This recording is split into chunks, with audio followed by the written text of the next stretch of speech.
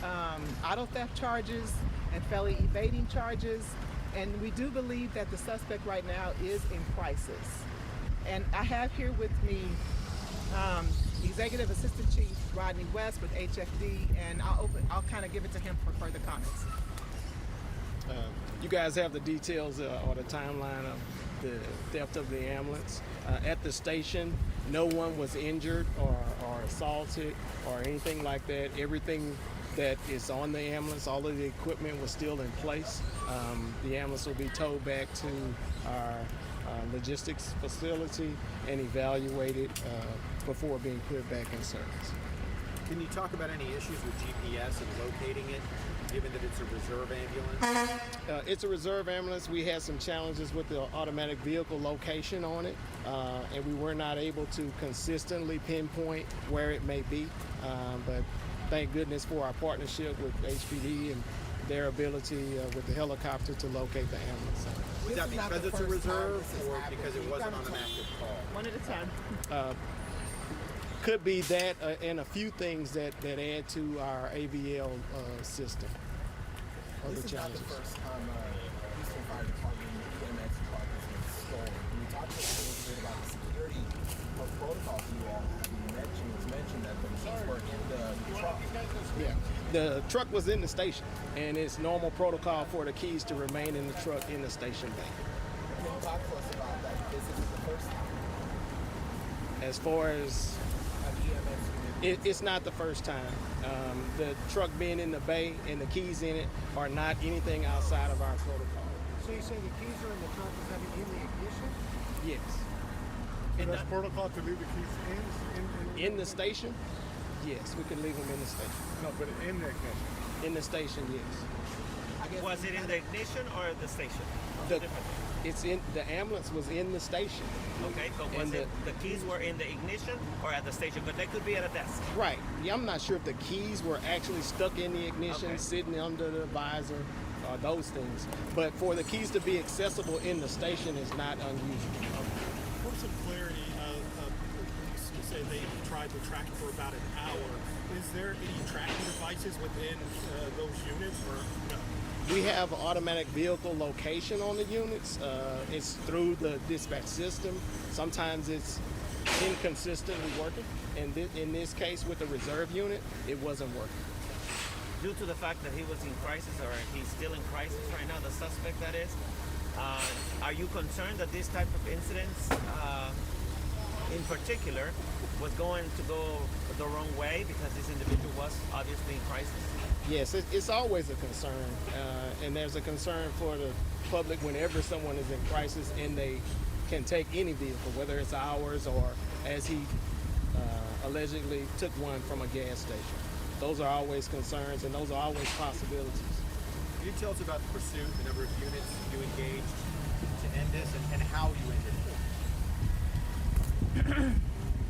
The information that I received was that we had information that he was in the area of the West Loop, 610 near Westheimer, and our helicopter did a thorough search, located him, and then called out the information to the ground units until they could catch up to the ambulance. And they finally were able to catch up to the ambulance in the Greenbrier 610 area. But usually when we conduct a stop, we have to wait till we have sufficient manpower. All right, we've been listening to local law enforcement recap what happened this afternoon when an ambulance was stolen from Fire Station 17 in a 1-hour pursuit of this ambulance. As you can see behind the policewoman right here, that ambulance is about to be towed away.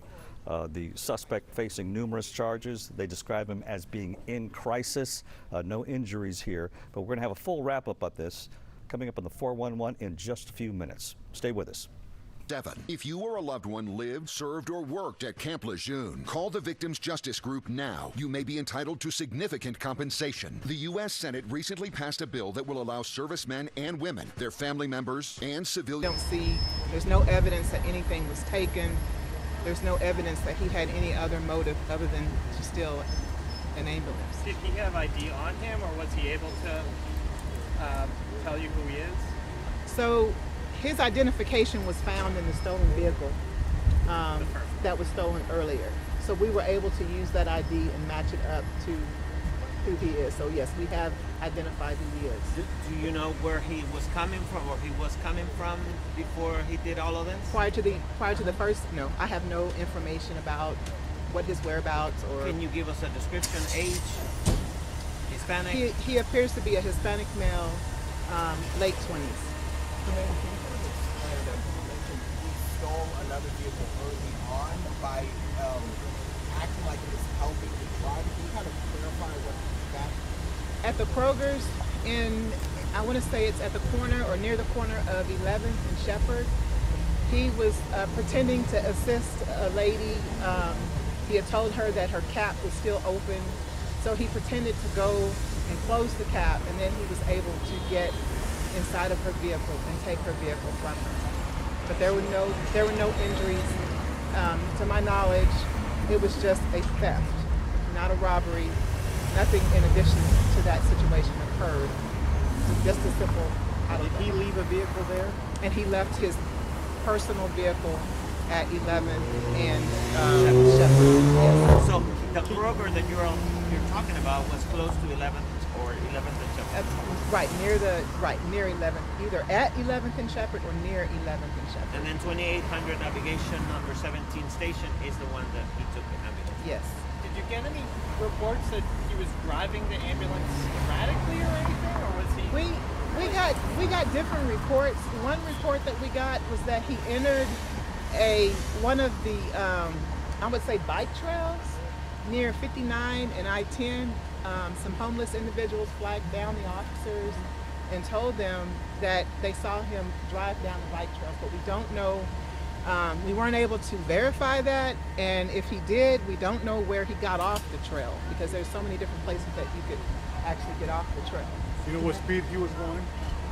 And the speed, I don't have the speed information. Can you confirm if he used firefighter communication, like the radios? Did he do anything of that nature? We believe we heard his voice on the radio saying unintelligible things, but we don't know exactly, what he was trying to accomplish. We also have that audio when he was talking about someone, FBI, trying to kill him and everything. So any of that is totally just made up. No, that's actually true, but we just don't know why he was saying that. He did say things about somebody's trying to kill him, but that's why we believe he's in crisis. You're saying it's true that he said that? Huh? Yes, he did say that. Was he able to turn on the lights and sirens? I do not have that information. I do not believe he was riding with lights and sirens. But if I saying other parts saying they tried to avoid the EMS unit because the lights and sirens were on. I'm not able to confirm that at this time. What makes ambulance reserve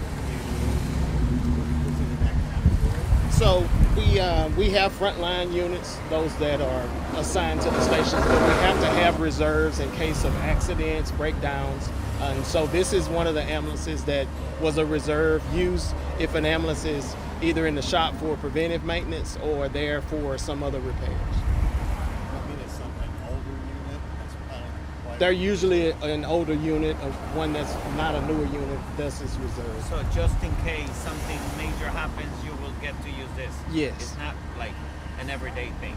No, we have to use them quite a bit. With a large fleet like ours, there's preventive maintenance. Sometimes they do have breakdowns. So we have to have a good number of reserve units to ensure that we keep units on the street for service. Did one of your firefighters or EMTs try to follow the ambulance after it left the station? I understand the ambulance supervisor at that station did try to follow, but lost them at navigation where it splits off. I'm not sure which direction, but in the split they lost the ambulance.